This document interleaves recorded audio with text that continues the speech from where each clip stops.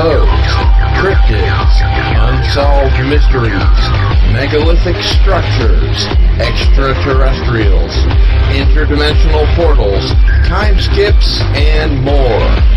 Don't change that channel, because now you are leaving the mainstream and entering into the fringe. Greetings, followers. It is I, Cardinal Sin, and I would like to welcome you to Into the Fringe number 51, and tonight our guest is Albert Rosales, and born in Cuba, Albert Rosales migrated to the U.S. in 1966. He had several unusual incidents as a young man while living in Cuba, and such incidents continued as an adult in the U.S. Rosales became interested in unusual phenomena and UFOs at a young age, but soon directed his focus to the crux of the phenomena, the humanoids, entities, extraterrestrials, UFO-nauts, etc. He began collecting data on such encounters from worldwide sources in the late 80s. He has a current database of over 20,000 entries, which is updated and corrected daily, and he has published 16 books to date. Welcome back, my friend, Albert Rosales, to Into the Fringe. Hey, Gil. Thanks for having me back again. Episode number 51, Area 51, that's what comes to mind. I hadn't thought about that. Well, you are more than welcome, my friend. Right. I'm glad that you're here with us. We're going to briefly just say hello to some folks in the audience. Ivan Ivanovich is here, and I'm predicting right now that he's going to win the book. He's not in Australia, is he? No. No. He lives here in the USA. No. My brother Ari is here. Good evening. Oh, okay. Hey. Darius Munchausen is here. Hail. Cam is here. Greetings. And we will no doubt have some more people to say hello to as the stream rolls onward. And while we're waiting for people to roll in, I just wanted to mention that my mods have been after me to sort of plug my merchandise store, which is available if you would like to check it out at gillsstore.com. That's all one word. And I happen to have that handy. So let's have a look. So these are a few of the things that you can grab on Gill Store. And I'm keeping the cost at just pennies above cost because it's kind of a thank you for being a walking billboard for my show and my channel. On the back it has the URL. So when people come up to you and they say, "What's Into the Fringe?" hopefully you'll turn them on to the channel and say, "You should subscribe." And we have a few other cool items here. Of course, we have those t-shirts on white. We have sweatshirts as well, just like the one that I'm wearing right now. And of course, what would life be without an Into the Fringe coffee cup? And hey, for $9.99, I mean, you can't even go into Walmart and buy one like for that little, right? So please do have a visit. We have other shows represented as well, and so there you have it. All kinds of great stuff to enjoy.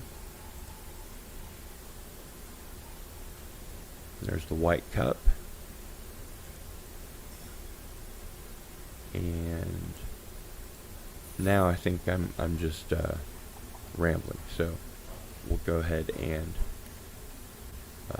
get rid of that and come back to Albert, who is, after all, the star of the show.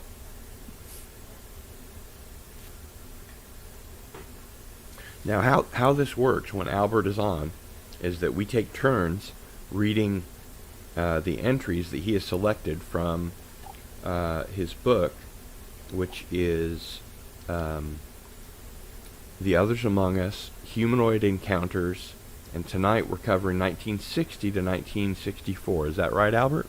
No, 1964 through 1969. 64 to 69. Okay, Yeah. good deal. 64, 69. So I'm very, hopefully I picked some really good cases that we could I think you did. browse through. I think this is going to be a really fun show. Right. And before we begin, let me just make sure. Okay, Loki is here. Hail, Loki. And let's go ahead and dive right in. What do you say? Righty, you got your cases in front of you? I do. And Right. before we start, there was something I remember wanting to check out first. One of these is really long, and I wanted to take that one. I believe Like that's more the, than a page. Yeah. Oh, yeah. Okay, so I'll take this one, and you'll take that one, and I'll take this one. So you want to start, then okay. Take this Alright. one, and then I'll take that one, and you can take that one. Okay, so you'll start. I'll start? Okay, great. Yeah. Okay, this case here is kind of weird. It's kind of like a out-of-body experience encounter. Very, very high strange. It's from researcher Jenny Randalls from UK. Great researcher. Yep. Location is Middlesbrough, Cleveland, England. It's a section there called Cleveland. I've never heard of Yeah. Cleveland, Yep. England before, but I We would do. give dollars to donuts that the people that live there call it Middlesbrough, except they're not Scottish. No. All right, this is in the year 1964. We don't have an exact date, daytime. And the day before a scheduled visit to the dentist, the witness, Bob H., doesn't give the complete last name, a professional magician, okay, enter a semi-trance with the radio on playing the song Hit the Road Jack. And and come back, no more, no more. Sorry. and received the message in his mind that this phrase will be his key to life on the morrow. At the dentist, he had gas for anesthesia purposes. I tell you, that gas is something else. I had it too. Yeah. Also, he tried to change his mind at the last minute. He didn't want it, but then they gave him the gas anyway. Immediately, on sinking into semi-sleep, he found himself outside his body, frightened and bemused. A figure then appeared, which was apparently human, with shoulder-length white hair and a long white cloak, wearing a cloak. This figure took him by the hand and with both verbal and mental communications explained his predicament. The ceiling of the dentist's office then ceased to exist, and Bob and the entity floated into the sky. At this point, he saw the earth grow smaller. He could see the earth below him. He then went through the wall of a disc-like UFO. If it weren't there, he just went through it, and was shown around, including complex explanations how the UFO functioned, etc. Basically, using rotating jet burners, spelling hot air. That's what they told him. By this ridiculous process, the UFOs allegedly flew faster than the speed of light. That's kind of weird. He was then given a vital message to impart to mankind. In the year 2500, I ain't going to be around then, but the Earth... I don't think any of us are going to be around then. The Earth blows itself up. Well, I think it might be sooner than that. This happens over and over again, with mankind repeating an endless series of actions. So maybe it's happened before. Bob was shown images of the explosion and the Earth reforming, and told His job was to help us all break off from this cycle. Hopefully we will, or we did. Bob was dismissed rather curtly and had to find his way back to his body. Wow. In doing so, he had to fight off tiny demonic entities who were trying to possess him. And suddenly the dentist said, "Hit the road, Jack." There was a snap, and he was back. So the dentist said that. The dentist was somewhat amazed when Bob was able to describe actions he performed while he was supposedly asleep. So bizarre, to say the least. Out of body experience. Find yourself on board a UFO and get prophetic messages. Yeah, and something came up earlier this month. Somebody asked the question about, does it matter that the aliens lie to us? And this was during one of the abduction roundtables that I had. And it does seem like, at least as much of the time as they say truthful things, they mislead us or intentionally give us disinformation, which I find it happens. suspect. Happens a lot, yeah. Yeah.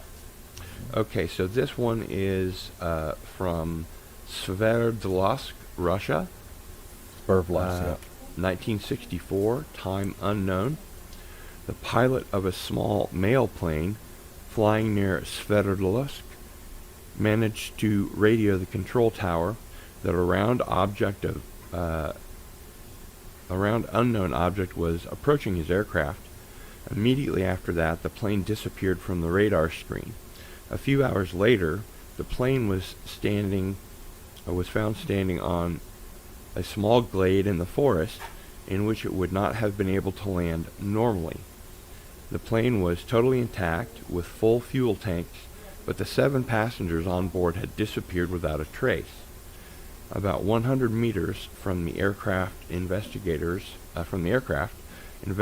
found a large burnt grass circle about 30 meters in diameter in a large depression on the ground. Now, Albert, is that all that we know about this case?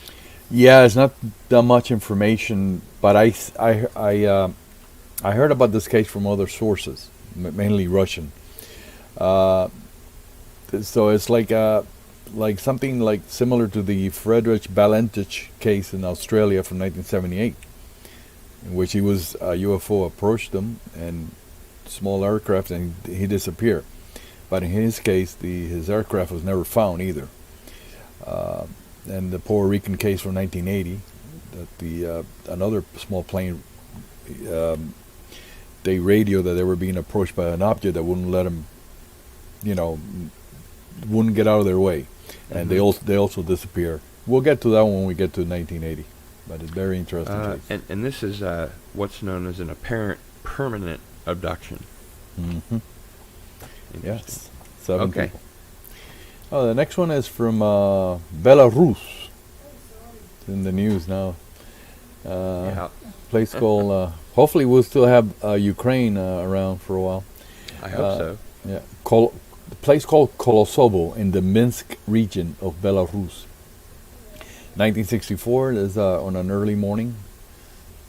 The witnesses here were 2 Russian test pilots, which included leading test engineer Konstantin Ivanovich Betra and his friend Anatoly.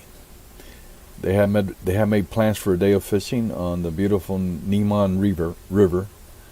At the last minute, they were joined by Senior Lieutenant Yuri Tolubev. All 3 were pedaling through a narrow forest path on their way to the river. They were on a straight section surrounded by tall pine trees when, quite unexpectedly, all 3 men and their bicycles were surrounded by an incomprehensible violet glow. And in a second, Anatoly, who had cycled ahead, crashes into some sort of invisible obstacle or barrier, hurling him over his bicycle onto the trail. Both Konstantin and Yuri came screeching to a halt. When they come screeching to a halt when they see that what happened to Anatoly. All three look at each other, not understanding what had just taken place. They could not see any obvious obstacle on the trail. Meanwhile, the violet glow that was also blocking their path intensifies, and against this background, a figure appears in front of the men. This figure is that of a woman wearing a strange, smooth gray-blue, tight-fitting suit, like a flight suit, which seemed to fit her exclusively for her figure. The woman's head is surrounded by a well-defined, albeit pale, halo of a bluish tinge, reminiscent to a glazed helmet. They could clearly see her beautiful face and large eyes. It seemed to Constantine that there was a barely perceptible smile on her face.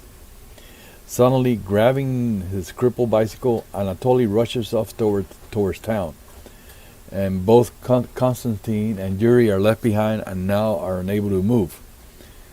They do not feel fear, but there was a feeling of unknown danger and mystery that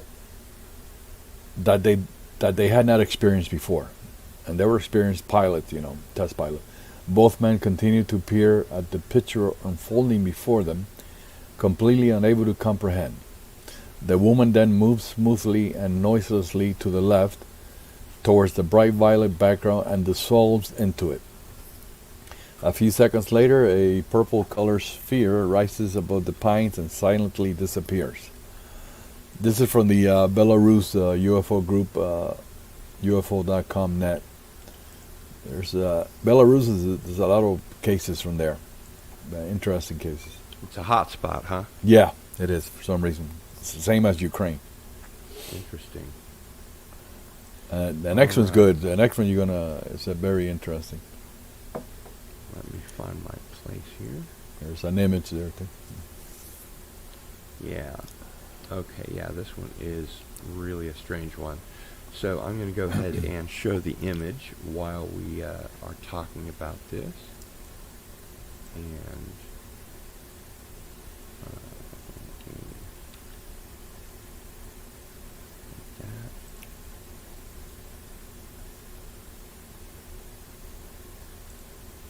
Alright, there's the image.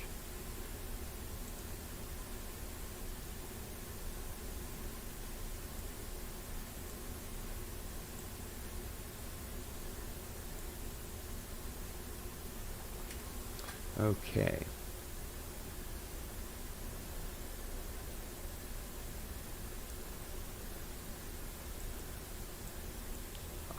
Pardon the dramatic pause. It's a one-man show. I don't have a producer, so bear with me. All right. So this is in Santa Lucia in, I'm going to murder this, Cabaiguan, Cuba? Yeah, pretty good. Cabai 1. Yeah, you got Cabai it. 1. Yeah. And this is in 1964, time late afternoon. Rodolfo Garcia was resting after lunch in the tobacco shed, which he found to be cool and quiet. On that afternoon, he looked up and saw a man wearing a strange outfit. Its face and hands were green like those of a frog, and it had large, protruding round eyes. It had no ears, and its mouth was a thin line, and it was about as tall as two men, and stood on a wooden box, staring at the witness. Terrified, Garcia watched as the strange creature seemed to be telling him something. Suddenly, it emitted a loud shrieking sound, which caused the witness's eardrums to burst and his ears to bleed. In pain, the witness then fell from his cot. At the same time, the creature emitted a second shriek, which caused the witness to lose consciousness. Later, he was found by one of his sons, since the family was concerned that Rodolfo had not returned from his nap. After he told the rest of what he had seen, they armed themselves with rifles and machetes and searched the tobacco shed, but found nothing. And this is a Type E encounter. And Albert, can you remind us what Type E is? When there's a solitary or maybe not, humanoids or humanoids are encountered without a UFO around or without any known object around. Usually, in that kind of case, a bedroom visitor, you were walking out in the woods and you come into encounter a humanoid. Like that one, is there a humanoid only, no object present? So a Bigfoot encounter would be a type E. Yeah, basically, yeah. Okay. All right, and then I need to change my graphic for this one. And there it is. This one is a very well-known case from 1964. Socorro, New Mexico. We all know that. April 24, 1964, around the time was 1750 or 5:50 in the afternoon. Alone in his patrol car, Sergeant Lonnie Zamora was chasing a speeding car due south of Socorro when he heard a roar and saw flame in the sky to southwest some distance away, possibly a half a mile or a mile. He thought it was a local dynamite shack might have exploded. Zamora broke off the chase and went to investigate. Excuse me. Though Zamora says he did not pay much attention to the flame, that the sun was to the west and did not help vision, and he was wearing green sunglasses or prescription glasses. In interviews with Air Force investigators for Project Blue Book, he goes to some length to describe the long, narrow, funnel-shaped bluish-orange flame. He thought there might be some dust at the bottom and attributed it to the windy day. The weather was clear and sunny sky, otherwise just a few clouds scattered the area. He described the noise as a roar, not a blast, not like a jet. Changed from high frequency to low frequency and then stopped. Roar lasted possibly 10 seconds. As he approached on a gravel road, he saw a flame about as long as he saw flame about as long as he heard the sound. I guess the same length of time. Right. The flame, same color as best as he can recall, sound distinctly from high to low until it disappeared. He explains that his car windows were down. Zamora notes no other possible witnesses except possibly the car in front, which he estimates might have heard the noise but not seen the flame because it would be behind the brow of the hill from their viewpoint. Zamora struggled to get his car up the steep hill, and on the third attempt, which was successful, he noted no further noise. For the next 10 to 15 seconds, he proceeded west, looking for the shack whose precise location he did not recall. It was then that he noticed a shiny object to south about 150 to 200 yards. That at first he took to be a overturned white car or a radiator or a trunk or a trunk with two people standing close to it. One of whom seemed to notice him with some surprise gave a start that he was surprised to see Zamora. The shiny object was like aluminum. It was whitish against the mesa background, but not chrome, and shaped like the letter O. Having stopped for a couple seconds, Zamora approached in his car, meaning to help. Zamora only caught a brief sight of the two people in white coveralls besides the vehicle, what he thought was a car. He recalls nothing special about them. Quote, I don't recall nothing any particular shape or possibly any hats or headgear. These persons appear normal in shape, but possibly they were small adults or large kids, end quote. Zamora drove toward the scene, radioing his dispatcher to say he will be out of his car, quote, checking the car in the arroyo. He still thought it was a car. He stopped his car, got out, and attended to the radio mic, which he had dropped. And then he started to approach the object, according to Zamora. Hardly turned around from the car when When he heard the roar,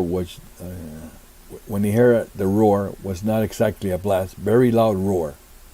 At that close was really loud, not like a jet. He knows what a jet sounds like, according to him.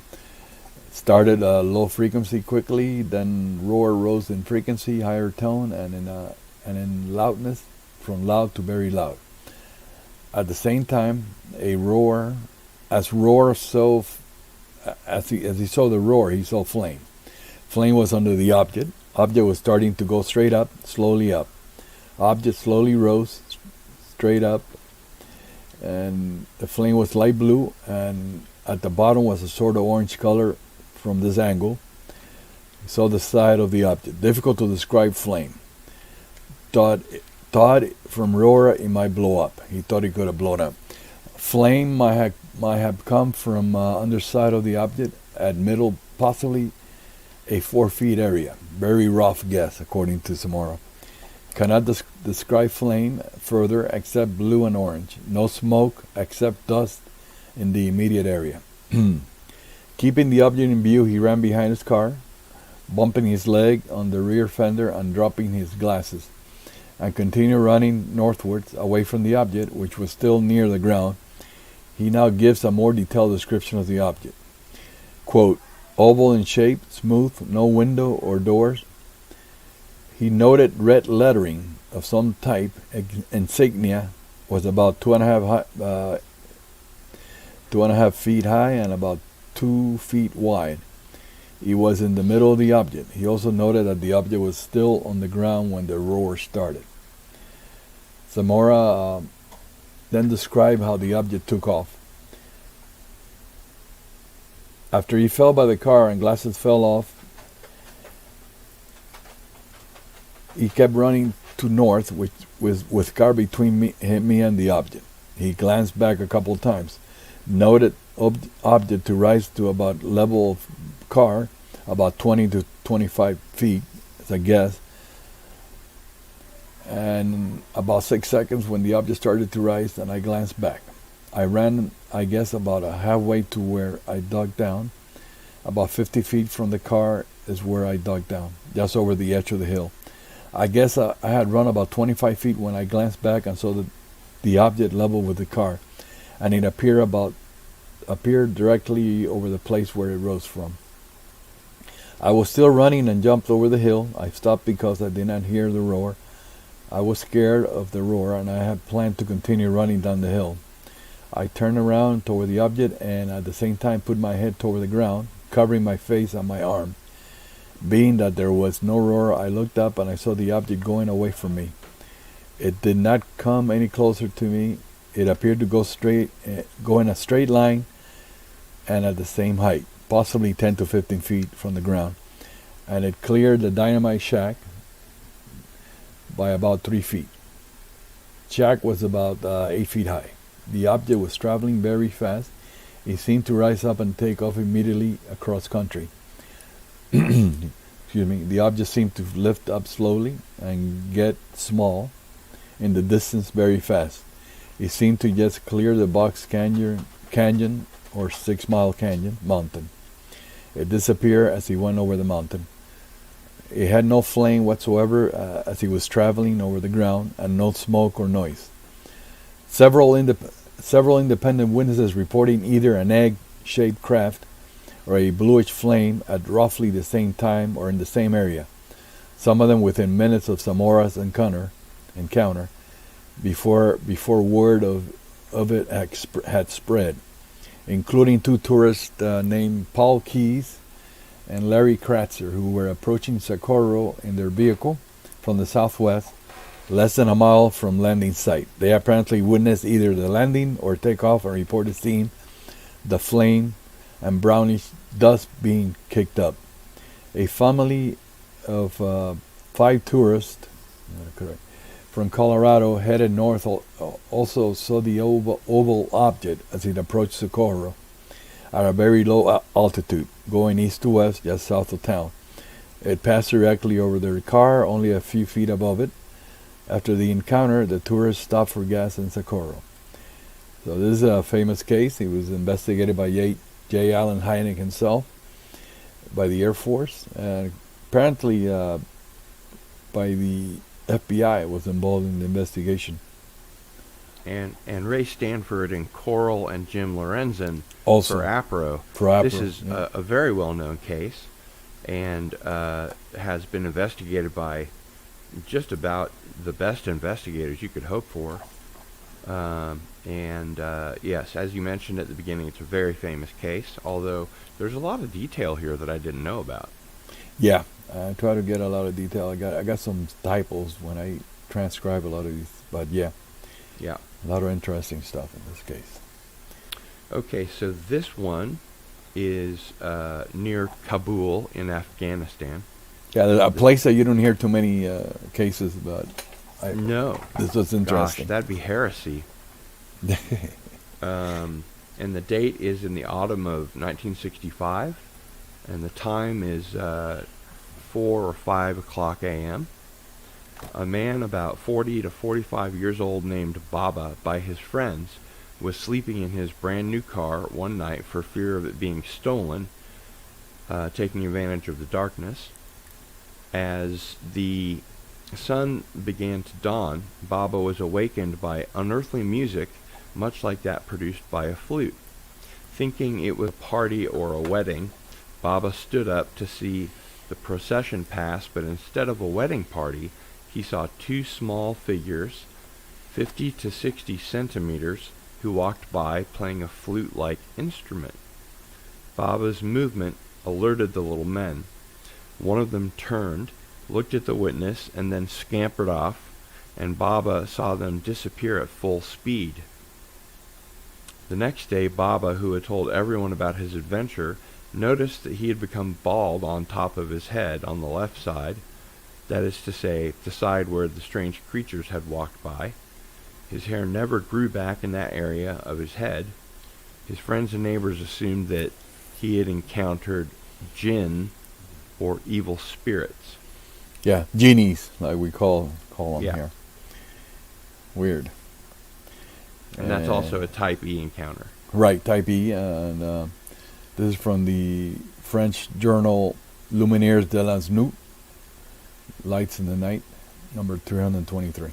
Colette Blierick investigated the incident. And also in Dennis Bricey Project Beccassine. Beccassine. Yeah, he had a project. He called it Beccassine.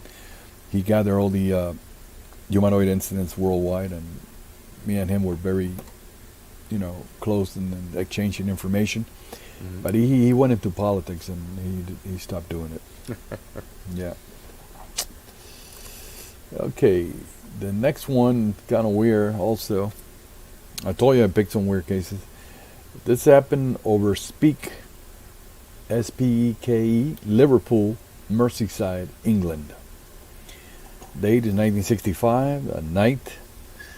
This is what it says. A former airline captain reported to the source a story about a colleague of his, a flight engineer for Cambrian Airways. He was in the cabin as the Vickers Viscount was ascending to Speke one night. Speke is the name of the town, of the city. The flight engineer, a pilot, and co-pilot couldn't believe their eyes as they looked through the windows of the cockpit. A bit of turbulence was rocking the plane, and about 100 yards away, the three men could see what looked like an archetypal angel being, buffeted about by the same turbulence. So they saw what appeared to be a winged creature. They call it an angel. After about 30 seconds, the winged figure darted away and was lost from sight.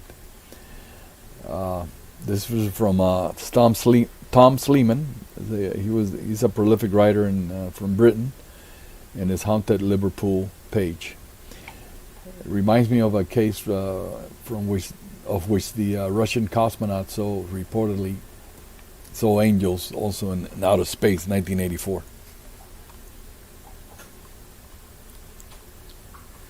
All right, and this one.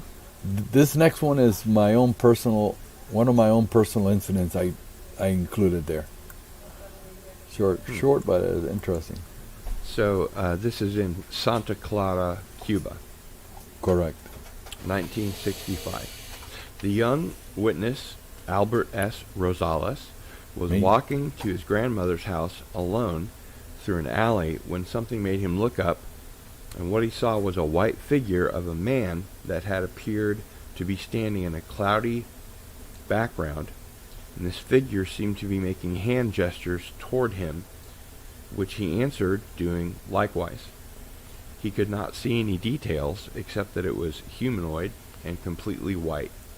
Eventually the witness left and did not continue the interaction with the entity. Well, that's got to be pretty weird. You know, when it happened to me a couple months before that, or a month, my uncle had been involved in a car accident and had died, and I attributed this entity as my uncle coming back to visit me. As a little kid, that's what I thought. It's kind of weird. It's like a flying humanoid, if you ask me. That's what you would call that now. Yeah. The next one is another weird one from a place called I'm Tarqui. glad you're reading this. I couldn't even pronounce it. This place is called Tarqui near Cuenca, Ecuador. Cuenca. Okay. Cuenca. 1965, at night, a female peasant reported to authorities that a local abandoned house she was able to see on separate occasions. Okay, she reported that at a local abandoned house that she was able to see on separate occasions somebody or something taking refuge or hiding in the old dilapidated structure. According to the witness, a lady named Noelia, whoever it always arrived around 3 in the morning, apparently to sleep. Noelia immediately thought it could be a thief or a drug addict that had begun to frequent the region. Thinking that things might get out of hand, Noelia decided to investigate herself. She went to the location one night, accompanied by several other neighbors or locals, and decided to confront what they were sure was a thief or a robber. The abandoned house was located about 200 meters from hers, in an almost direct line, except for several hills that blocked certain angles of vision. One night, a group including Noelia, armed with sticks and knives, invaded the house, sure to catch someone hiding there, but were surprised to find it empty. Looking around for clues, one of the group suddenly noticed a strange odor, which the group it's live. It happens. Which the group could not only compare to rotten eggs or sulfur. So they smell something that smelled like sulfur. I bet Joshua Cutchin would be very interested in that case. There was a sudden change of ambience, and the group felt that some unseen presence was stalking them. Suddenly, something unseen appeared to leave the abandoned house. Something that could not be seen, and at the same time, the strong odor permeated the air. The group, now afraid, decided to leave the house, and as they stepped out of the house, they also about 40 meters away a man, quote, that appeared to be staring intently at them. Apparently, the stranger had been observing the group behavior for quite some time. The man appeared to be wearing a worn gray cloak or hooded outfit, which covered him completely. His face was not visible. His height was about 1.70 to 80 meters. There was a bright full moon that night, thus the visible details. Did you say 1.78 meters? 1.70 meters. Between 1.70 to 1.80 meters. That's about pretty big. Over 6 feet, yeah, six Yeah. something. There was a bright full moon that night. That's why they were able to see details. Upon seeing the strange figure, the group immediately ran in his direction in an attempt to capture him.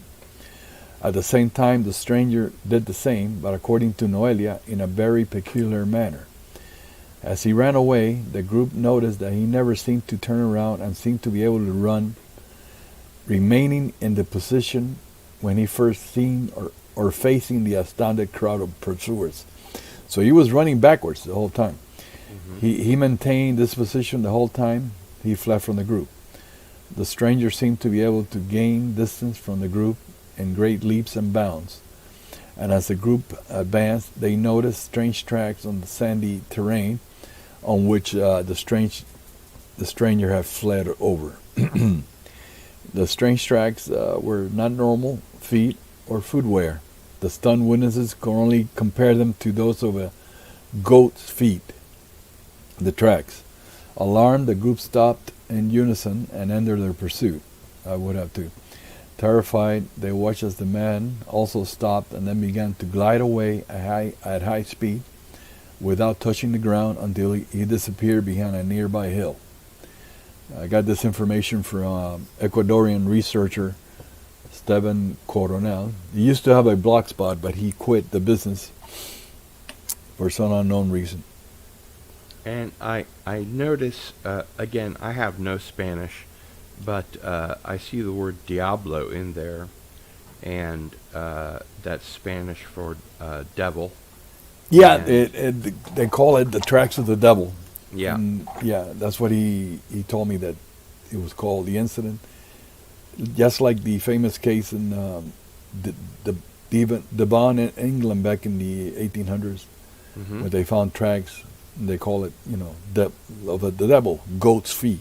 Yeah. That's why they call it that. Yeah. You don't hear too much about that anymore, but like the Jersey Devil from Yes. very early in our country's history, there were such tracks that went in the snow over barns, on top of houses, and things like that, and also looked like cloven hoofs. Yeah, correct. Yeah. Okay, so this next one is from Chiapas, Mexico, date 1965, at nighttime. A man named Gregorio Osorio was hunting in the area when he saw a bright disc-shaped object which seemed to descend within 200 meters of his location. Suddenly he felt numb and couldn't move. There was a flash of light, and a greenish-colored entity emerged from the object. The entity was about 4 feet high, and it communicated with Osorio, telling him that if humans would not stop doing evil things, they would destroy themselves. He also told Osorio that the polar caps would melt soon, and after that the entity returned to his ship, which took off at high speed. After this happened, Osorio was able to move again. First of all, in this case, the encountered creature seems to have been telling the truth, or prophesying, maybe. And this and the previous account, Albert, remind me of Mark Davenport's book, Visitors from Time. Are you familiar with Mark Davenport? Yeah, I do. I believe I have the book, yeah. He mentioned several times that people that were within a certain radius of a landed craft or something like that would notice time dilation effects. They couldn't move. The UFO would power fail their car, and he thought that it had something to do with time, and that they were manipulating time or space-time. And a lot of people had reported sort of running in place. A hunter saw his dog moving very slowly. So these two cases remind me of that. And many people have been, like, the witness is accompanied by other people, and the other people are placed under suspended animation or in a trance, and they're unable to move. And time seems to flow in a different way, like not in a linear manner. It's like a different time level. Very weird. Yeah. Okay, so the next one is for me. This is the famous Jimi Hendrix encounter. This is near Woodstock in New York in January 1965.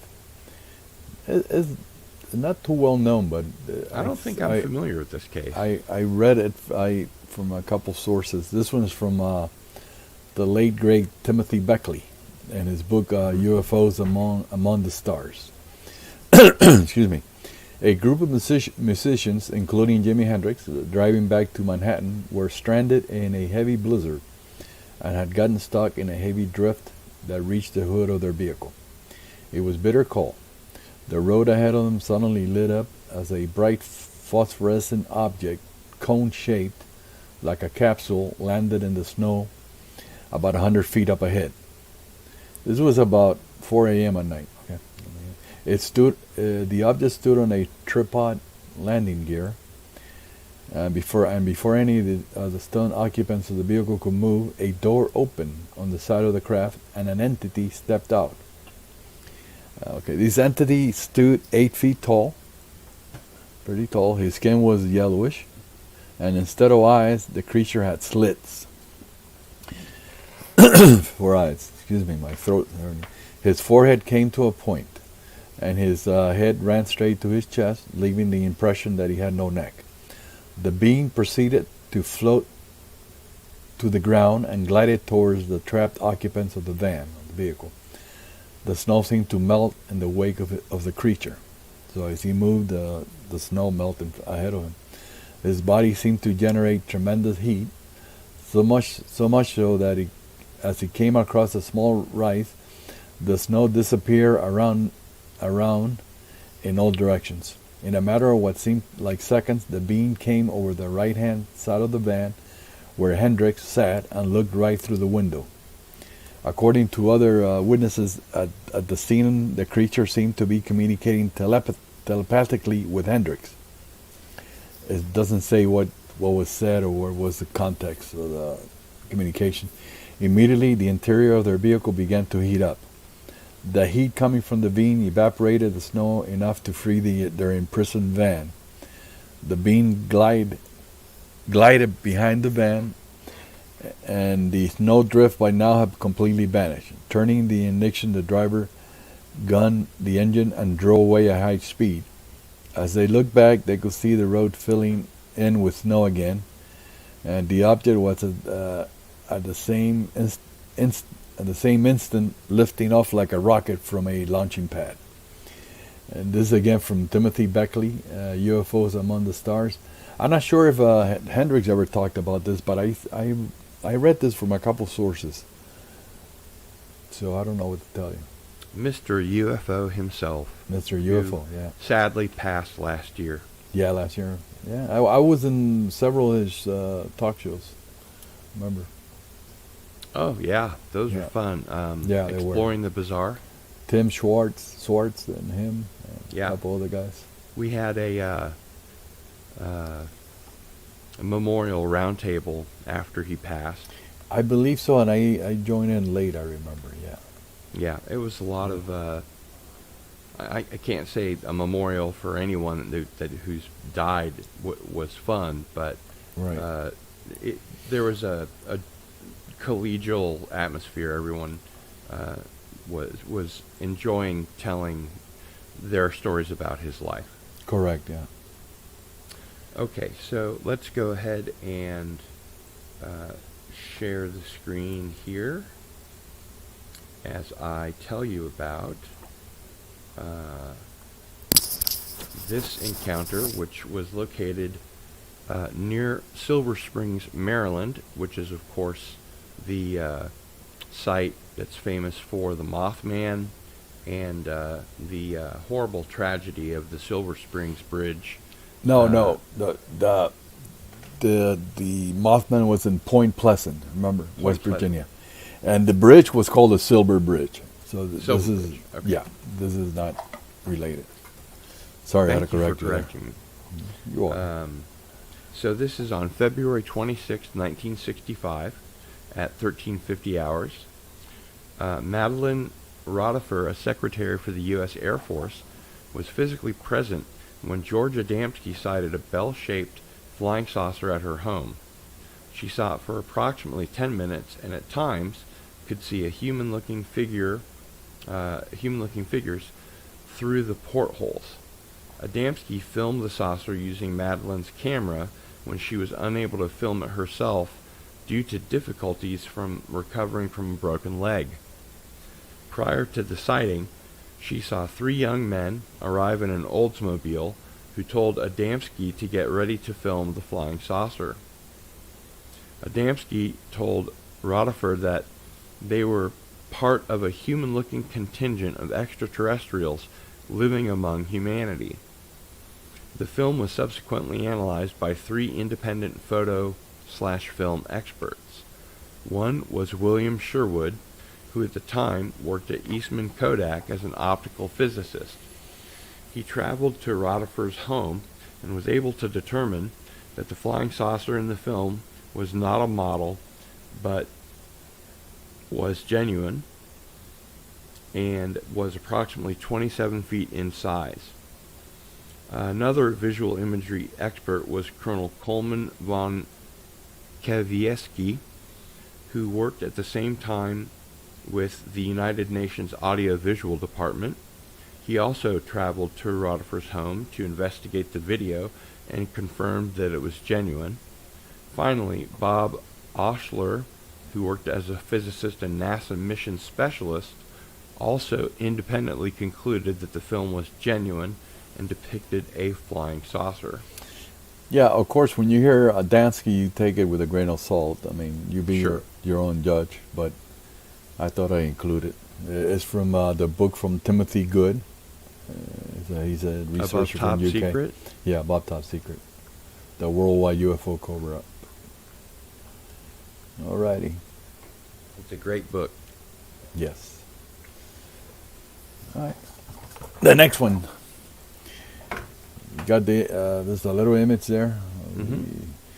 It's from a place called Greenville, Texas, March 1965, 2300 hours or 11 p.m. at night. A woman had just helped haul her somnambulent husband to bed. I guess he was falling asleep, and he was snoring when he hit the pillow. She crawled in beside him, kissed him goodnight, and rolled over to her side. There, standing in her hallway, was a being. Quote, he had on a helmet type, clear type helmet.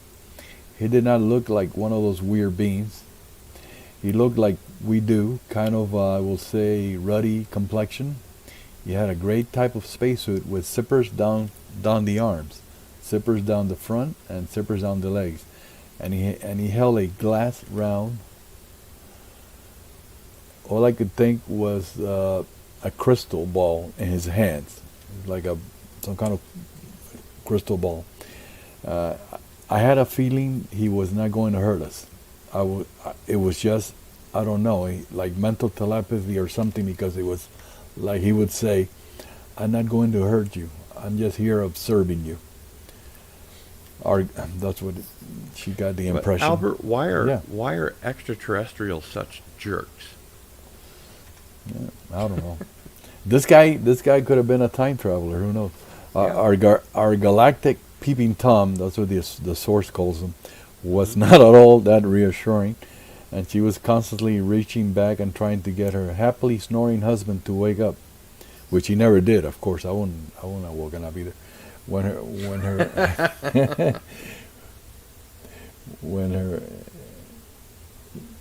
coughing the other bedroom. Okay, when she coughed? When she coughed, when there was a cough in the other bedroom against the other family members, the astronaut took his eyes from the glass ball and looked that way. I guess somebody coughed in the other bedroom. That was too much, and maternal instinct took over, and she got up with, "Don't hurt my children," she yelled out in her mind. She got as far as the door, and, quote, he disappeared just like that. This is from an excellent book for Michael D. Swartz, Grassroots UFO. All right, and this one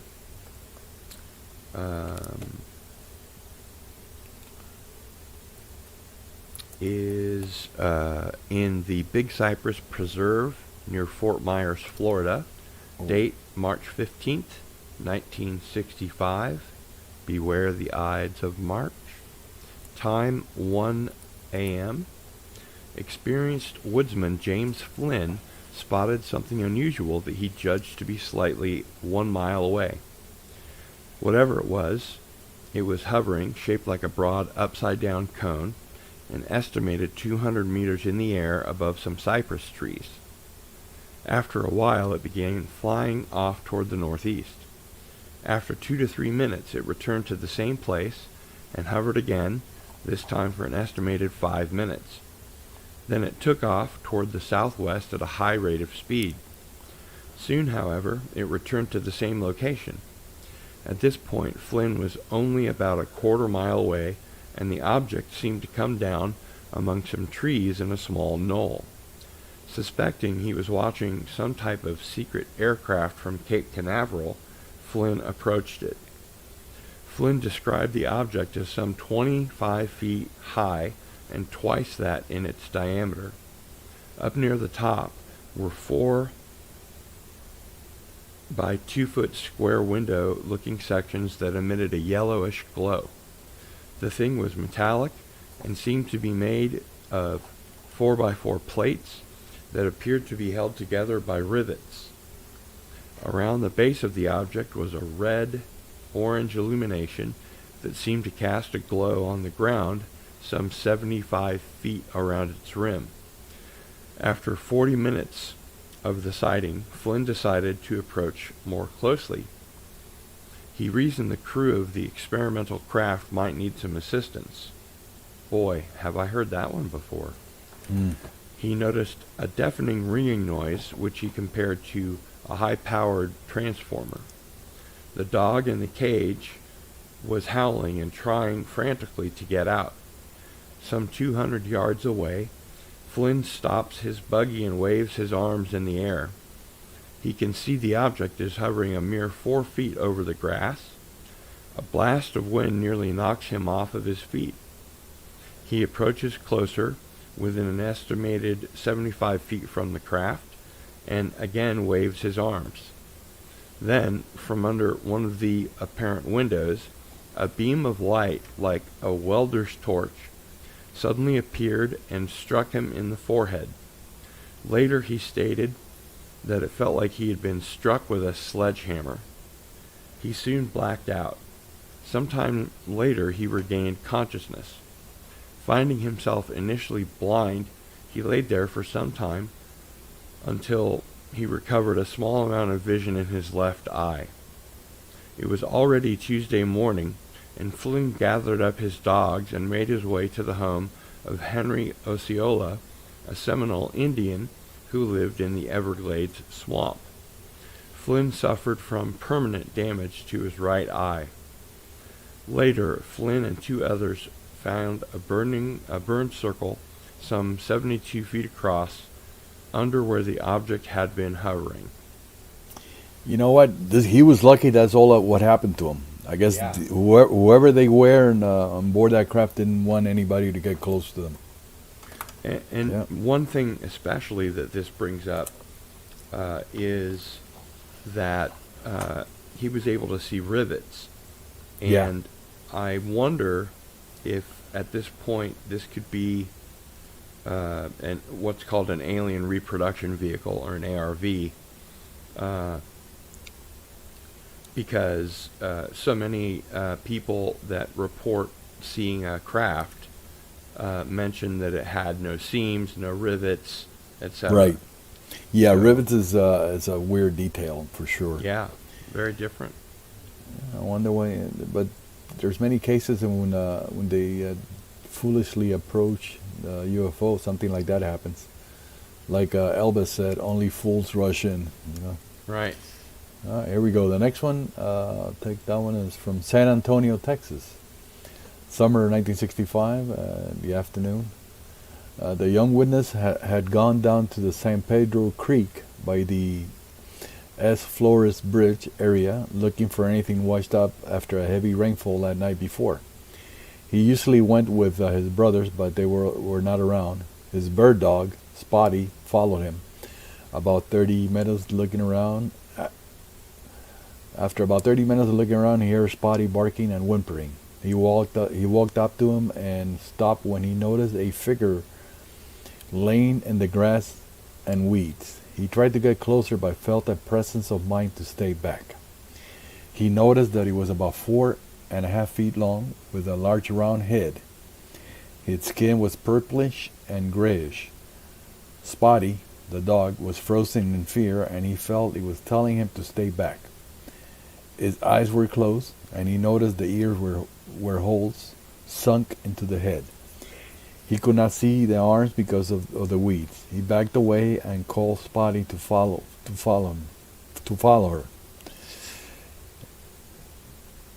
him. Okay, he was mesmerized and did not say anything to his brothers or anything else.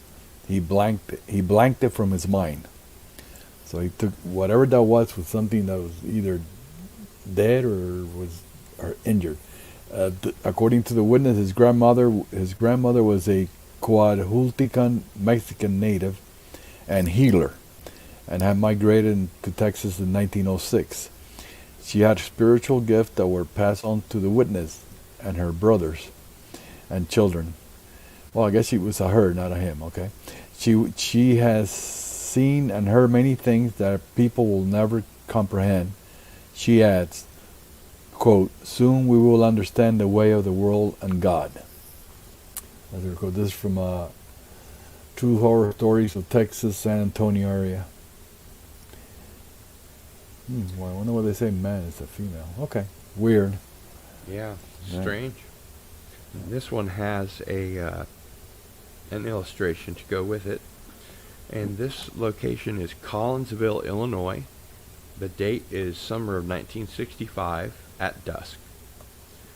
The 12-year-old witness remembers seeing the bottom of a big oval-shaped object with a long square door and nothing on it. She was very afraid and froze. She just could not make her legs move, and she was really trying to. She was under the object forever, it seemed. No sound anywhere. She thought it might open and they would get her. She finally heard a clunking sound, which she heard twice. She was able to run out from under it, but stopped and turned around to look at it. The spaceship had a very large window or two together. One was red, lit from inside. The other was lit blue from the inside. Go KU. There were two hairy creatures standing very straight with very long arms at the windows. She could not see their faces very well, as the windows were tinted or something of that nature. After looking at them for a few minutes, she decided to run into the house and look at the object from inside the house. She ran inside, looked out the window, and the object and the creatures were gone. There were woods behind her house, and as a kid, she had walked through the woods a few miles and up to a large hill. She would play in these large holes in the sand that looked as if they had been made by a bomb. She would slide down these large walls to the flat bottom. They were very big compared to her. There were 4 of them the same size. She wasn't sure why this place was the only one with sand.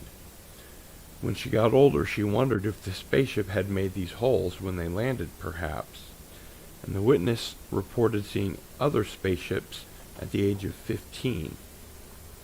And the comment here is a Bigfoot-type creature inside a UFO, and you've marked this as a Type A encounter. Albert, can you remind us what a Type A encounter is? A Type A encounter is when a humanoid or alien or entity is seen aboard or on a UFO. Of course, when there's like a clear window like this case, you see somebody inside the UFO. Yeah, that they don't go out; they're inside the object. All right, very weird case. I thought it was interesting because the entities reported were obviously Bigfoot type, and they were manning a UFO, a craft. Weird. With Elvis.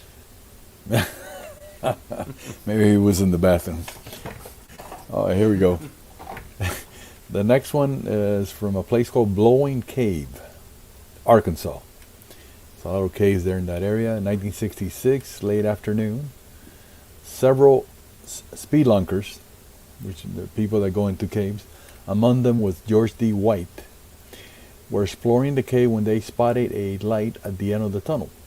There's always a light at the end of the tunnel.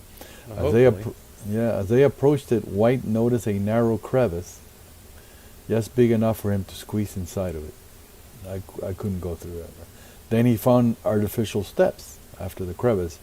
He called to the others, and they climbed through the opening. The tunnel expanded, and they suddenly came into a large corridor, 20 by 20. The walls and the floors were smooth, and the ceiling had a curved dome shape. Soon they encountered blue skin, but otherwise human-like individuals. The strangers communicated with the witnesses, telling them that they had instruments that could measure people's emotions. They learned that the tunnels went on for miles. They were led to underground cities populated by entities that included serpent-like creatures on large hairy bipeds. Soon, using an elevator-like device, they were taken to a glass-like city. And after that, White, they were taken back. White apparently returned to the cave and was never seen again. Uh-oh. I wish I had more information on this, but this is from a researcher that he specialized in underground entities and cities and civilizations. His name was Richard Toronto. I don't know if he's still active. Pretty weird. Maybe this guy White returned and stayed with him. Yeah, it's entirely possible. You know, one thing that this brings to mind is the book Crypto-Terrestrials. Yes. And also it reminds me of, I think the term that John Keel came up with was ultra-terrestrials, that there may be what we would think of as extraterrestrials living inside the Earth or near the surface. Some people call them intraterrestrials too. Yeah. And if anybody is interested, the book The Crypto-Terrestrials was written by Mac Tonys, who was a Kansas City-based author. And we had an appointment to grab coffee when, unfortunately, he passed away. Yeah, at a young age, too. Yeah, I think he was in his 30s. Yeah.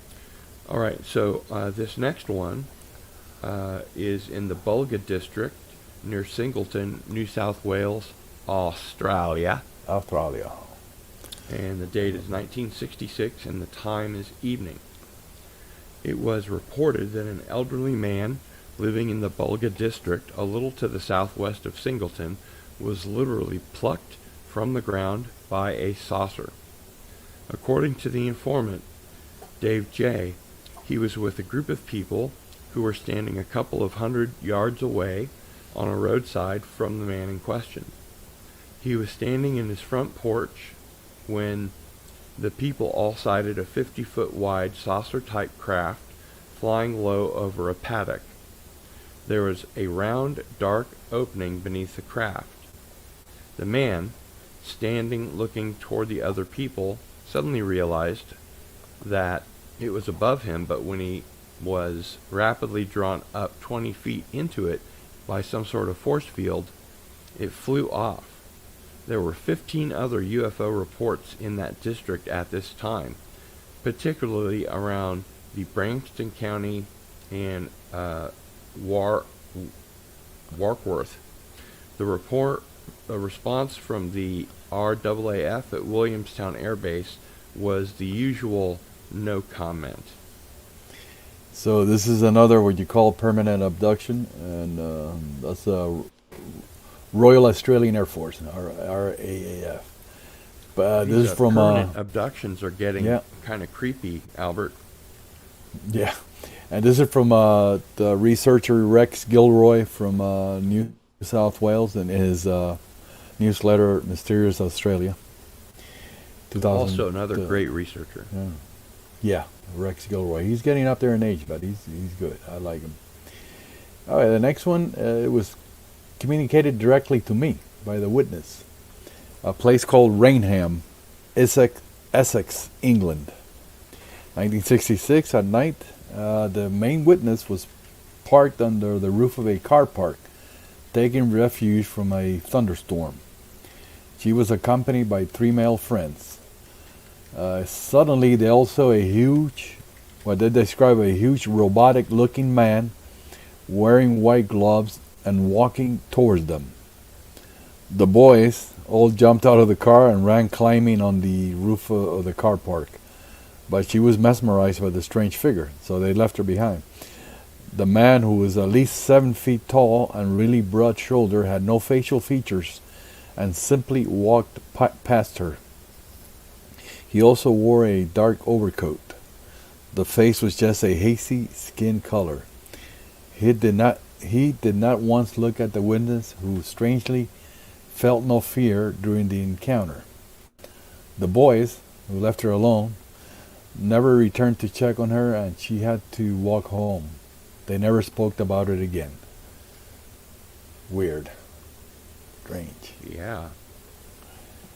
She said that they don't know where he came from or what it was, if it was an alien or whatever it was, but it was really weird. Strange.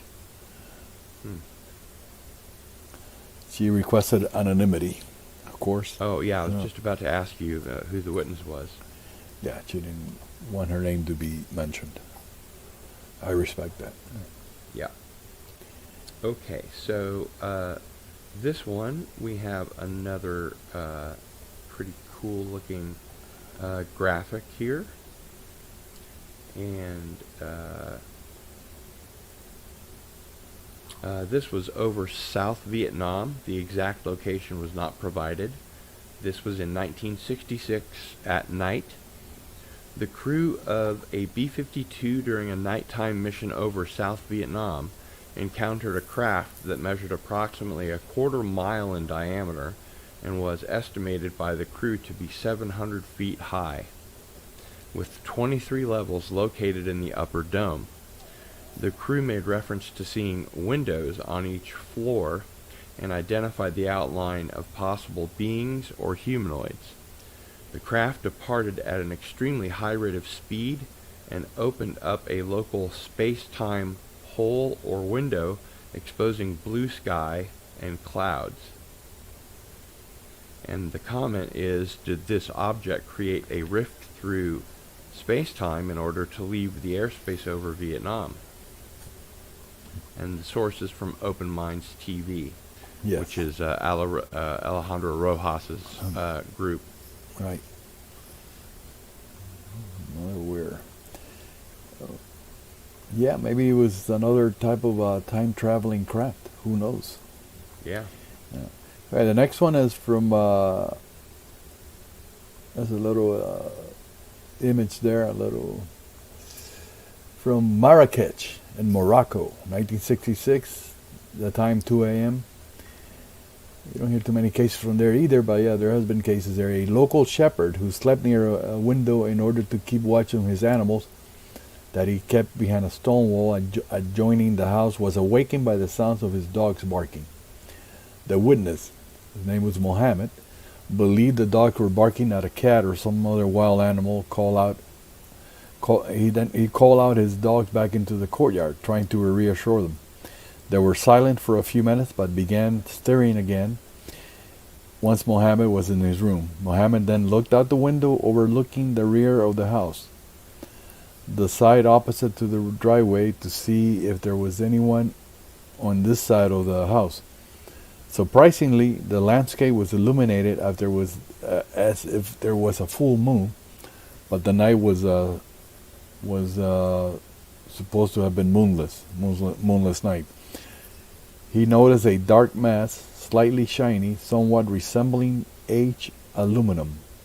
This mass, or object, was large, round, and elongated. Mohammed also noticed that the object appeared to be suspended at 1 meter above the ground on what he described as a barrel-shaped object, very dark, approximately 70 centimeters wide, standing on maybe landing gear. The object did not exceed 5 meters in width, and its height was 2 meters at the center and was about 80 to 120 meters from his house. It was a perfectly oval-shaped craft with no doors or windows. Suddenly, he saw a being, which he likened to the being spoken of in the Quran. Now he's mentioning the jinn again, a jinn, which suddenly appeared and approached the object and then seemed to disappear again. This being, according to Muhammad, was the size of a 15-year-old child, about 4 feet high, and walked on 2 legs. He had 2 arms that moved as it walked, and a head that looked extremely large. Given the dark, Muhammad could not provide any additional details on the creature. It seemed to have been wearing some sort of tight-fitting dark outfit. His gait was normal as he walked to within 2 meters of the object and then disappeared behind it. Muhammad expected to come out the other end of the object, but he never did. He woke his wife, but she saw nothing. The object also disappeared as if becoming invisible. We hear that a lot. The children slept soundly throughout the whole incident. The observation lasted about 2 to 3 minutes. This is from French ufologist Gerard Lebat. I believe he lives in Morocco, and he has investigated cases from there. And I just wanted to mention that my pal Cam, his birthday is today. Ooh. So happy birthday, Cam. Happy birthday, man. And he had a wonderful thing to say. If I can find my way back. It's good to see you all. It's my birthday and my plans got screwed. So it's nice to hang with you all and hear Cardinal and Albert Rosales relate these experiences. Thank you. Well, I'm glad that you're here with us. Sorry that your plans fell through, but happy birthday indeed. Happy birthday. And we will move along to the next case here. There's an image there, interesting image there. Next one. It reminds me a little bit of Chariots of the Gods. And this one took place in Rome, Italy on February 26th, 1966. A great year for UFOs at 2 o'clock a.m. Postal employee and painter Luciano Gaspari woke up in the middle of the night when a bright light illuminated his bedroom and a loud voice called his name. Standing in front of him was a humanoid almost 2 meters in height, wearing a silvery helmet and a coverall. On his chest area, he had a scintillating multi-petal daisy that appeared to be moving and emitted flashes of light. The humanoid said his name was Nicodemo, and that he was an extraterrestrial that could materialize into a tangible body whenever he needed to. The helmet had a transparent visor, and inside, Gaspari could see an anatomically diverse human face with glowing red eyes. The humanoid suddenly disappeared. After this encounter, the witness would go into trances and paint bizarre scenes. This is from Italian researcher Moreno Tambellini. He specializes in Italian entity cases. Strange. The next one is a well-known case from 1966. The Temple, Oklahoma, March 23rd, 1966, 5:05 a.m. The witness, Eddie Laxon, was an electronics instructor and a veteran pilot. He was driving to work before dawn. He found a brightly lit metallic object blocking the highway ahead of him. The fish-shaped hull, 10 to 12 feet high and 60 to 75 feet long, was resting on stilts. A central door was open with steps beneath it. The object bore 4 lights, quote, the brightest I ever saw, quote, end quote. One directed to the front, one to the rear, and two to the ground. On top was a long curved antenna. On one end, a horizontal tail, and near the middle, a porthole. Near the tail end was a vertical inscription reading T, like in Tom, L, and then the numbers 4168 or 4768. He couldn't tell for sure. Kneeling beside the craft was a man wearing something like an Air Force uniform, with a peak cap and a chevron insignia resembling that of a master sergeant. Wow. Laxon got out and ran toward the object, then turned back to get his camera. Meanwhile, the man entered the door, and the object took off, rising vertically with a sound like an electric drill, and then moving south amazingly fast. As it rose, it seemed to have magnetic effect on the hair of my arms, according to Laxon. This case, investigated by the late Dr. James McDonald. I think the Blue Book also investigated this case. I don't know. Maybe it was a craft that was alien craft that was engineerically reverse engineered by the U.S. government. Who knows? What do you think? You there? I was just saying, yeah, it's quite possible that it was an ARV, another alien reproduction vehicle. Right. Because the person was, the humanoid was completely humanoid type. Yeah. Okay. So this one comes to us from Simferopol in the Crimean Peninsula in Ukraine. And this was on the 25th of April, 1966, around noon. On this weekend after Easter, 19-year-old Valentiva Ivanova, a local resident of house number 36 on Druzhby Street, was staying alone at home, reading a book, and waiting for her parents to arrive. Momentarily, looking away from the book, she looked at the clock and noticed it was already noon. Suddenly, she heard a strange sound, which she could then only describe as similar to shimmering electronic bells, but soft in nature. Looking around for the source of the strange melodic sound, she saw a tiny sphere or globe-shaped object, dark gray in color, hovering just above the floorboards. The sound then stopped, and the strange sphere began increasing in size, and it had become so big that it seemed to totally envelop the room. The witness felt as if she had been absorbed into the sphere, and suddenly found herself transported into an unearthly realm.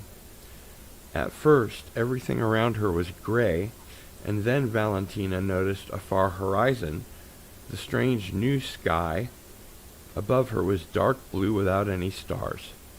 She then noticed the grass below her, which seemed to be cut exceptionally low and was of an unearthly red color. Must have been apple grass. She felt a strong wind, which then bent the short grass to the ground, and somehow understood that the alien star was evidently behind her, but she did not see it. Looking to her right, at about 1.5 meters away, Valentina saw an alien woman standing there. Valentina felt that she could have easily touched her, but felt no desire to do so. The alien woman had dark, wavy hair and wore a white dress. The strong wind was blowing the dress around.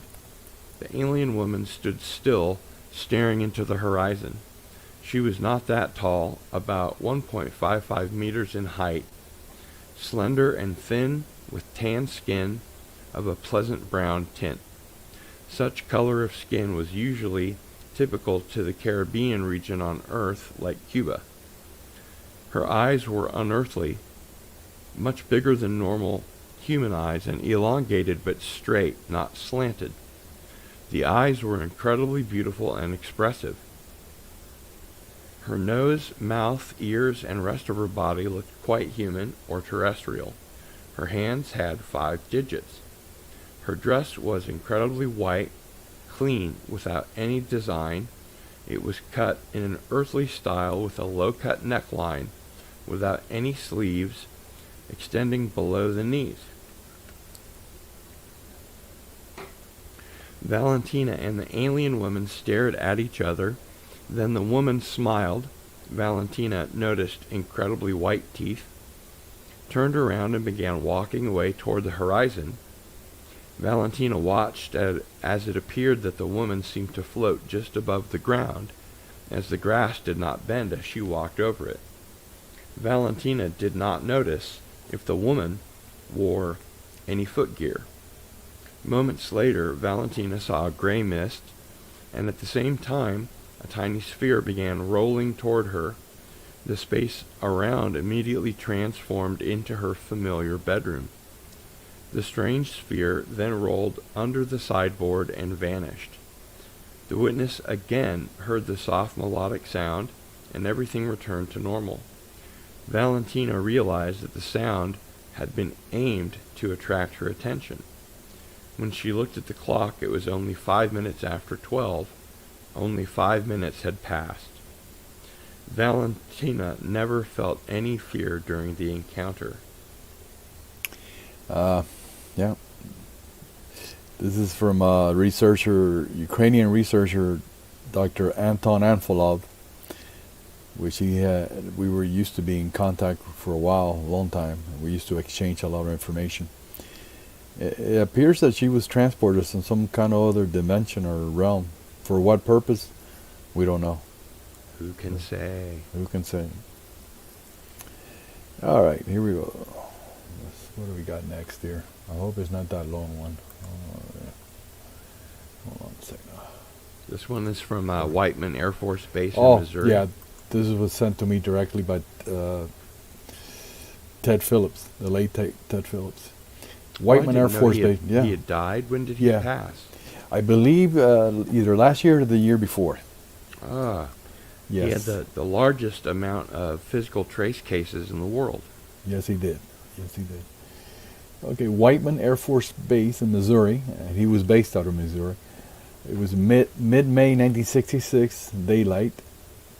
According to the report, at least 11 security guards posted around the site and the base, and other independent witnesses reported an object descending in broad daylight into the woods, damaging tree limbs and branches on the way down. It was circular, and according to rumor, it landed on 4 structured legs. Several children with their parents that were about 100 to 200 feet from it witnessed this. As they approached the area, they were able to see a small humanoid entering the base of the object.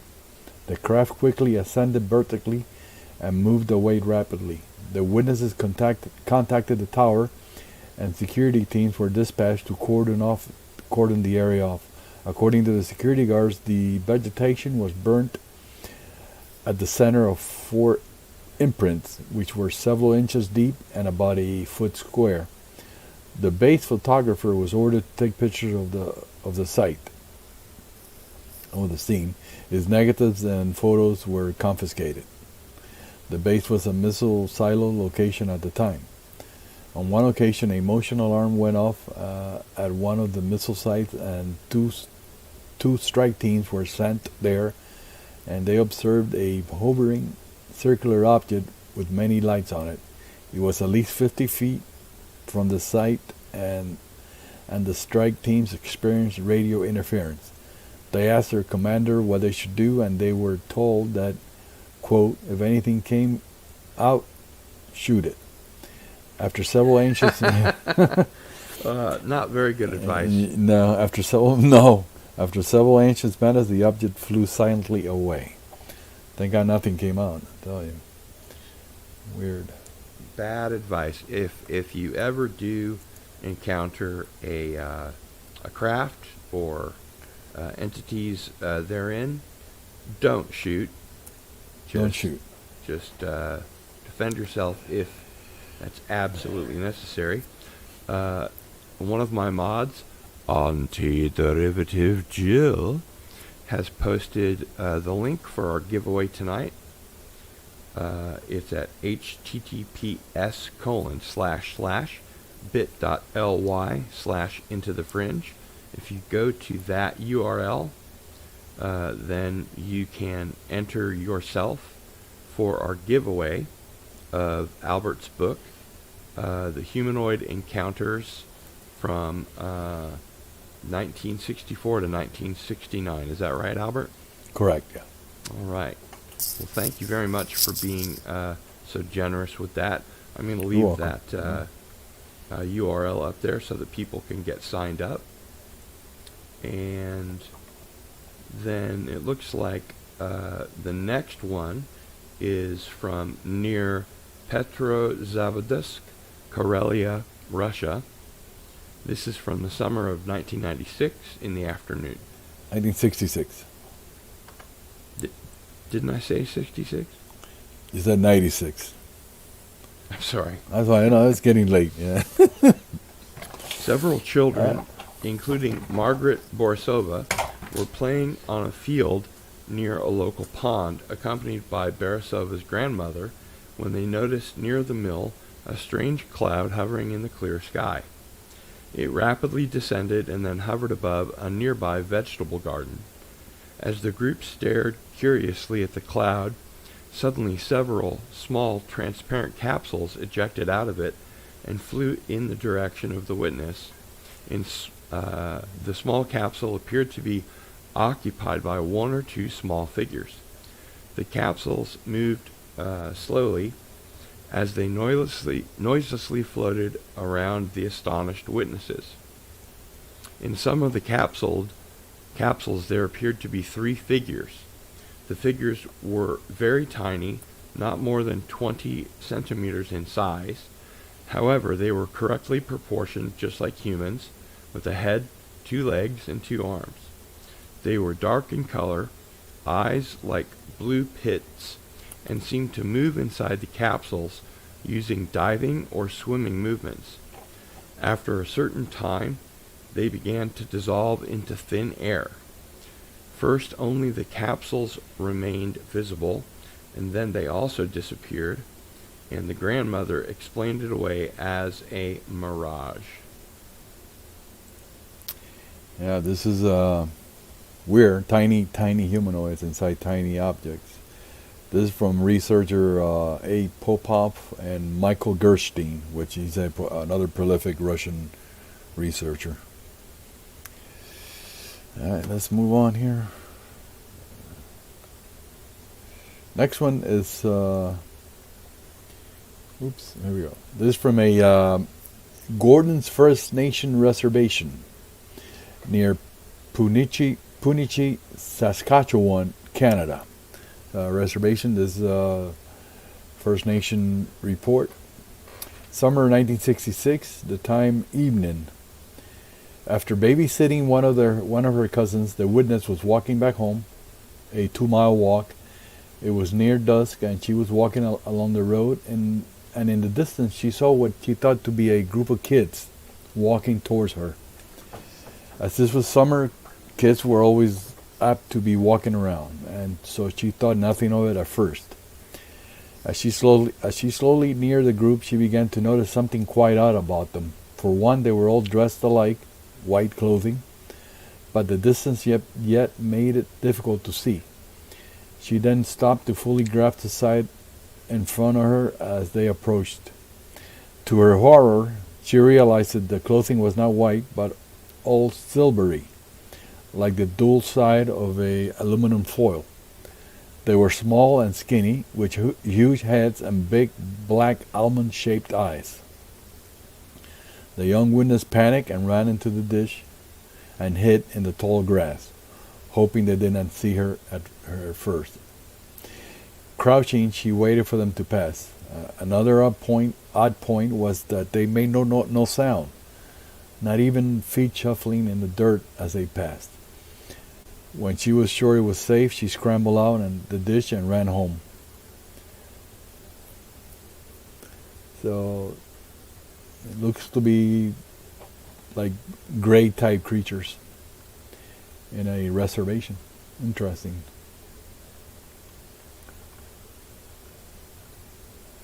All right, let's go to the next entry here.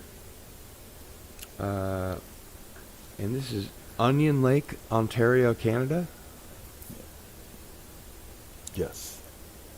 Never heard of Onion Lake. That's an interesting name for a lake. This is dated June 1966, not 1996, in the evening. A middle-aged couple and their teenage son went on a fishing trip on this remote lake set amid a quarry 20 miles north of Thunder Bay, Ontario. Arriving in the evening, the family congratulated themselves on having the body of water all to themselves for fishing purposes. But the joy soon turned to fear when they were engulfed in what one of the witnesses described as total complete darkness and stillness, punctuated by an odd and grinding sound and a smell similar to industrial strength abrasives on steel. Most terrifying than the shroud of darkness enveloping them, more terrifying than the shroud of darkness enveloping them was the fact that the couple's 15-year-old son vanished right in front of his parents' eyes, not responding to their repeated shouts. After the enigmatic blackness evaporated, the son appeared out of nowhere, nervously stating that he had seen a disc-shaped airplane and gone toward it, but without any further recollection as to what had happened, an amnesiac condition which deteriorated into insanity. The hapless teenager has been confined to a mental health facility since that time, according to the letter written by one of the suffering parents to Canadian ufologist John Colombo. That's a sad one. Yeah, it is. And this is a type G encounter. We're a type G? An abduction, or either abduction or voluntary entry into a UFO or flying saucer. Gotcha. But we're assuming this poor kid was abducted and something happened. Yeah. Terrible case. And I want to make sure to make sure that everyone has the URL to enter the giveaway. And Albert, I will let you continue with the next one. Okay, this was sent to me by a Chilean researcher, Robert Othmer Bettigar. He's Swiss descent. This is the place is Cerro Alegre in the region of Valparaíso, Quinta Región in Chile. The year 1967, around dawn, witness a Thomas Alejandro Vargas Hernandez, that's a long name, remembers that 3 days after his first marriage, he had to go to the mountains to retrieve a herd of cattle and goats. I wonder why he mentioned that. After he had gathered the herd, he began to descend the hills. Upon arriving at the bottom of the hill, at an area of flat ground, he observed right by the hill something which he described as resembling, quote, a small silvery rocket, end quote. It was exceedingly small and appeared to have been discarded there. It was like a pointed silvery tube. He approached the object on his horse, but suddenly his horse stopped and refused to go forward. Okay, he dismounted the horse, tied it to a tree, Smart horse. Yeah, and approached the animals. They got a sixth sense there; they could tell. Mm-hmm. He approached the object in an attempt to get a better look. The object was very shiny, according to Tomas. As he stared at the strange object, a bizarre figure resembling a mass of jelly rose from behind the object. It seemed to be a yellow, gelatinous shape without any form. This entity slithered under the rocket and disappeared. Soon after that, the silvery rocket-shaped object lifted into the air and rose slowly up into the air. No, that's repeated there. The gelatinous figure was the size of a normal human being, while the small rocket-shaped object was about 4 meters in length and about 1 meter in diameter. At a certain height, the rocket turned and then shot away at high speed, quickly disappearing from sight. It reminds me of a case from Wales when the witness in 1975 saw a craft, and inside the craft he saw what appeared to be two figures that were exactly described like this one here, like big gelatinous type figures. Weird. Yeah. Okay, so the next one comes to us from Panamapet, Coorg, India, 1967, 1300 hours. During his lunch break from school, the witness visited a small half-dried lake where he and several others saw a small 3-foot diameter, very shiny, silvery disc-shaped craft which had apparently landed on the sand at the lake. Several kids aged 10 to 12 had first seen the shiny disc. When the witness reached the spot where the disc was on his bicycle, he stared at the small object and he felt like picking it up, thinking it was a huge diamond that had fallen from the sky. He asked the kids what they had seen, and they told him that they had seen several exceedingly small figures come out of the craft and walk around. He didn't see them. Concerned that it had something to do with black magic, he rode home to get his father but could not find him. He then returned to the location, but the shiny silvery disc was now at the other end of the dried up lake. He rushed to the other side, but by the time he got there, the small disc had vanished. The same night he saw the small disc on the ground. The witness reported seeing a bright white light flashing in front of his bedroom. It was seen for many nights consequently. Later, the same witness, his brother and a worker went out hunting when he saw 2 red pinpoints of light resembling that of deer eyes. When he raised his rifle to shoot, the red lights suddenly multiplied to 8. The worker warned him not to shoot. Again, sometime later, the witness was walking his dog on a vast field of rice when he saw a man walk quickly in front of him about 200 feet away. The man was totally dressed in white and only about 5 feet tall. The witness called out to him, but there was no answer. He then commanded his dog to attack the stranger, thinking it was a thief coming out of the coffee plantation. However, his dog refused to attack and ran back home about a mile away. Smart dog. Yeah. The white-dressed figure vanished behind a small tree in the middle of the rice field where there was not any other place to hide. The witness, when he went to look behind the tree, found that the strange figure had disappeared. When he went back home, he found his dog shaking and hiding under a chair. I tell you, animals, they know. They know. Yeah. And the comment here is, this case reminds me of similar events reported from Malaysia describing tiny aliens or humanoids.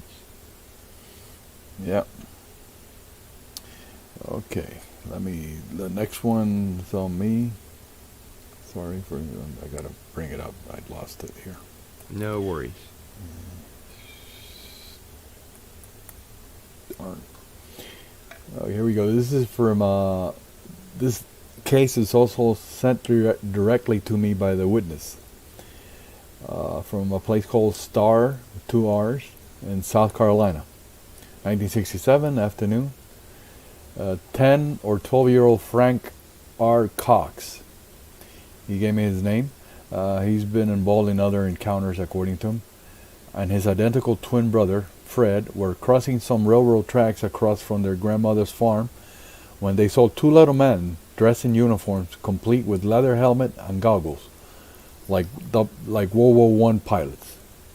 They showed Frank and Fred a sphere about 8 inches in diameter. Half of it was mirror-like, a fourth was smoky, and the last quarter was clear, showing what looked like a vine-like circuit board.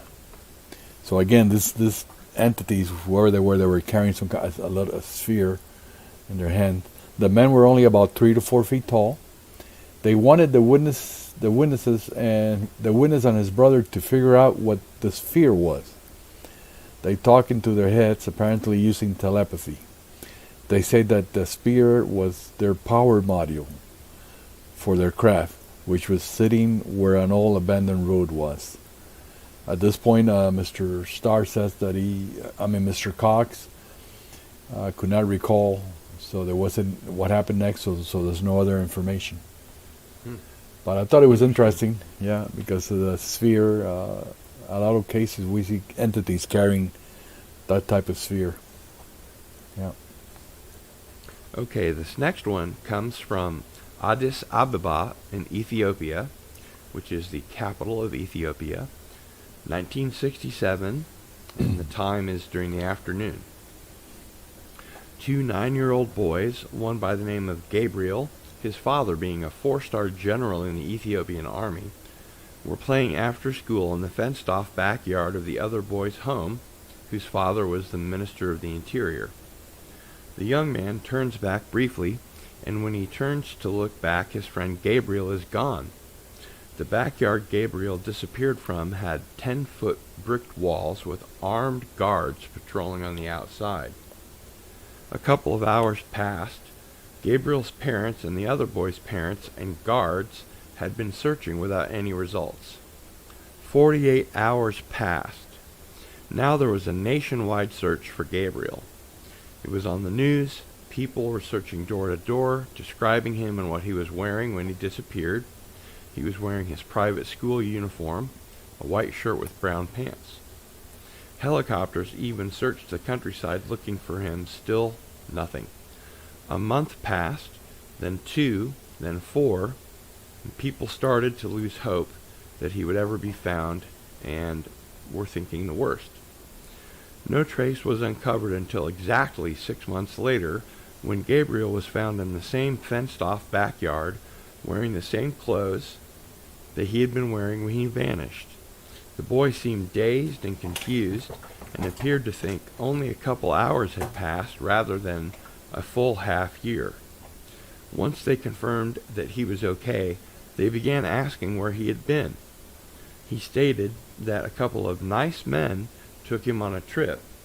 He was in a white room that glowed, and other children were there from different countries. He said that he was surprised that the nice men, who looked Caucasian, could speak Ethiopian when he could not understand what the other children were saying, even though that he could understand what the other children were saying, even though they were not Ethiopian. The white glowing room had no windows, and the doors disappeared into the walls. There were buttons on the walls, and if a kid pushed them, a bed would come out of the wall. He said that all of a sudden in a city, he was all of a sudden in a city that looked glowing clean and cars flying all around him. He said that there were people there, but that they looked strange, like us, but somehow different.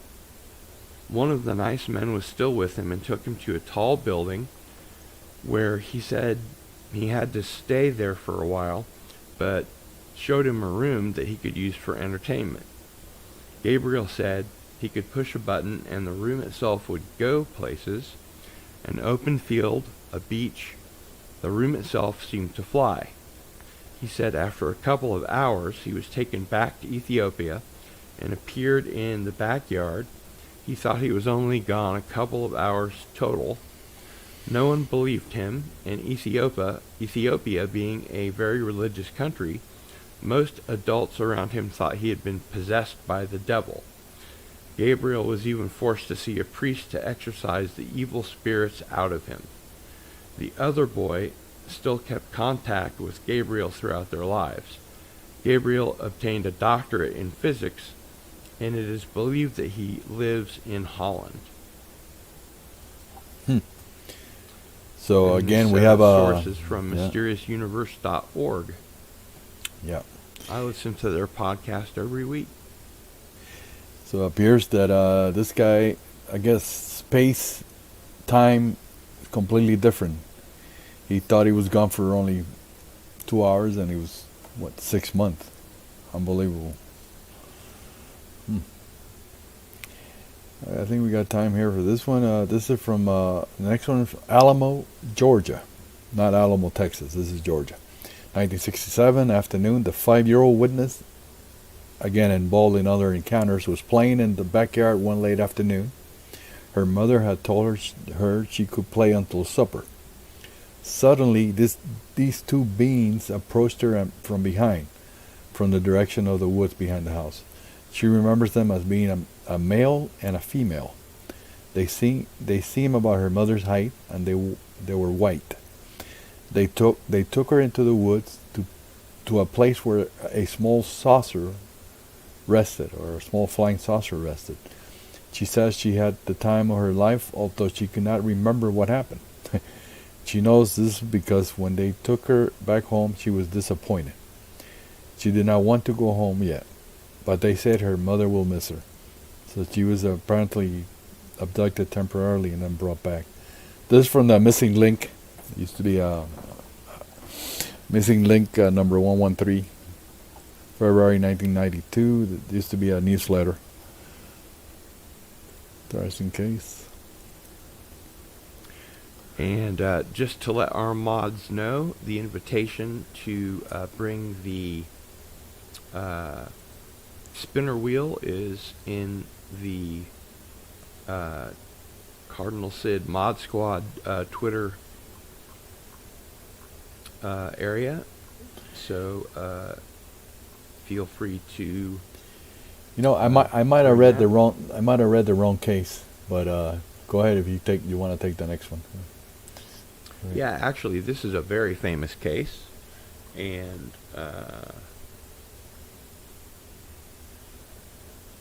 this is location South Ashburnham in Worcester, Massachusetts, on December 25th, 1967, at 1800 hours. I hate to correct you again. It's January. What did 25th. I say? December. I'm sorry, January 25th. Sorry. This is also known as the Andreason affair. Right. Shortly after sunset, Betty Andreason, her parents, and her 7 children were frightened by a pulsating red-orange light outside their backyard. This was accompanied by a silent vacuum and failure of lights inside the house. 4 entities appeared before Betty in the kitchen after passing through a closed door. These beings were nearly identical, with large, bald heads, gray skin, large wraparound eyes with hazy, light gray interiors. Later, dark pupils were observed, scar-like mouths, and holes for noses and ears. They wore sparkly, dark blue uniforms with a lighter blue Sam Brown strap. They had bulky hands, possibly gloved, and wore boots. Their leader, Kwazaga, was slightly taller, and his suit was darker than the others. The reported height of the entities was 3.5 and 5 feet at different times during the encounter. Kwazaga began possibly telepathic communication with Betty in the kitchen. He asked her for some food and offered some leftover meat. They declined, asking that it be cooked, and she cooked some meat on the stove, but she determined that their food was knowledge tried by fire, and they went into the living room with her, where she handed the leader a Bible. He created several copies and handed them to the crew. He, in turn, handed her a thin blue book containing their form of knowledge, which remained in her possession for 9 days. During these proceedings, the other family members, who were sitting inside the living room in a state of suspended animation, her father, who had earlier gone into the kitchen pantry to observe the lights, remained there. It was later suggested that a 5th entity had joined him and later remained behind during the on-board experience. However, Betty's daughter remembered and confirmed part of the above testimony. Betty was then talked into going on board the entity's craft. She was on board an estimated 2 hours. During this time, she was led through several rooms and was given a physical exam in which they tested her for light, inserted a needle into her nostril,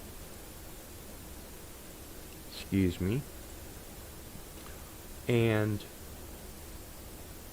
her navel, and scanned her with an eye-like device. She was then placed in an enclosed seat which was filled with a soothing liquid in which she presumably was prepared for an unusual journey. Accompanied by 2 guides, fore and aft, she visited an alien realm where she saw cities, strange bug-eyed creatures, and a vast ocean. She had a traumatic religious experience which led her to identify the beings as angels. Returning from the journey, she was led back to her home by 2 of the entities, one named Juhop. Her family was still in a state of suspended animation. The daughter later recalled being babysat by one remaining entity. The beings, holding spheres of light in their hands, proceeded to put the family to bed, the abductee being the last. The incident is attended by automatic writing, speaking in strange tongues, visions, message transfer, and telephone contact, some of these occurring under hypnosis and during the investigation. Betty was found to have several previous contacts and numerous post-1967 contacts also. And I will note that this creature obviously looks like a gray with which we're familiar, but this, of course, is a 1967 case that happened before Close Encounters of the Third Kind. So Correct, yeah. There you go, skeptics. Yeah. Again, there's the figures carrying Chinese spheres. Again, we see that. Mm-hmm. I wonder, is that some kind of control that they exert using those spheres? Who knows? And now it's time for our giveaway, so I will say hello to our mod anti-derivative Jill. Hello, Jill. Good evening, Cardinal Sin and Albert Rosales. Hi. Good evening. How are you today? I'm doing very well. How are you? So far, so good. We got through all of the selected material, so I think that's pretty cool. Are we all ready for the giveaway wheel? Yes. Oh, if All you right. those sounds are just from my son. Don't worry about him. He's playing video games. Okay, cool. All right. Well, let's go ahead and give it a spin. Love that sound.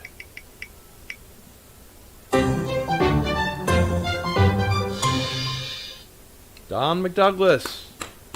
Congratulations. Yay. And the Congratulations. prize is a copy of Albert's book from 1964 to 1969. And it is exciting. And Don, if you will send me your information.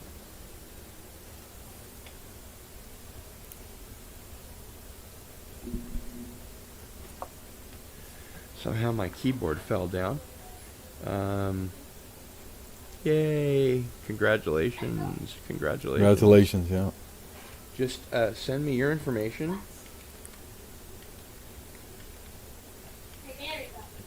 There's my email address, gil@sunflower.com. Send me either your email, which I'll pass on to Albert, or your address, or both. And I'll make sure that that gets to Albert, who will send out your book. Congratulations once again.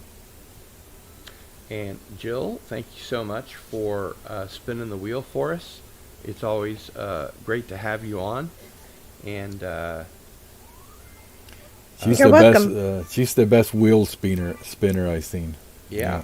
And I was curious to ask you, Jill, were any of these cases ones that stuck out in particular for you? I have to be honest, I wasn't listening to the whole show, but the last one with the 5-year-old being abducted really hit home to me because, I have kids and that would be absolutely treacherous if I had to deal with them having to deal with that. Yeah. Yeah. Yeah, pretty scary stuff. Okay, well, that'll do it for this evening. Thanks to everybody for being here. We are going to, of course, have another Into the Fringe next week. I'll be putting that up pretty shortly. And until then, it's Cardinal Sin